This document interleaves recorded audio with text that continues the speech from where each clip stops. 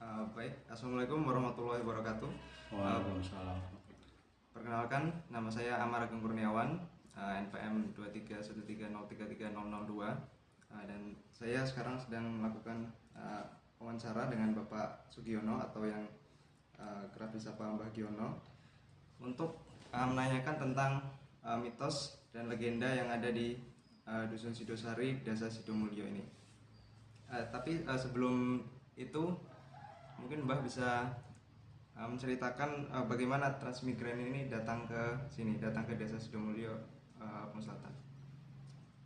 Transmigrasi itu pada waktu itu angkatan tahun 1960 pada zaman Presiden Bapak Soekarno.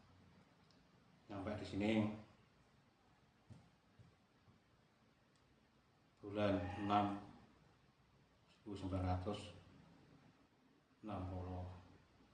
Setelah sampai di sini, ternyata di sini masih hutan rimba. Jadi rumahnya itu banyak yang belum jadi. Alang-alang atau kayak jadi ini apa ya serangan tapi itu dulu. Jadi pada saat itu tentunya masih kondisi, apakah ada legenda atau peristiwa yang ada pada waktu itu? Ya, peristiwa pada waktu itu karena tempat yang ditempati itu masih banyak Dan belantara. kayunya, banyak alang-alangnya itu kan, jadi banyak penyakit. Ya, penyakit yang terjadi pada waktu itu memang di luar dugaan. Jadi setiap hari itu kan yang mati sampai 5-6, sedangkan yang sehat yang mau ngubur itu kan hanya orang 4. Akhirnya banyak yang sampai kaku, sampai nggak ada kain kafan, dibungkus pakai tikar. Bawa ke makam itu kan hanya dipikul orang 2, jadi dimasukin dalam sarung, dikasih pikulan bahu, itu diangkat orang 2. Nyampe di sana itu ya harus gali dulu, setelah digali barulah dimakamkan. Ya, peristiwa waktu itu ya memang lama, itu ada setahunan.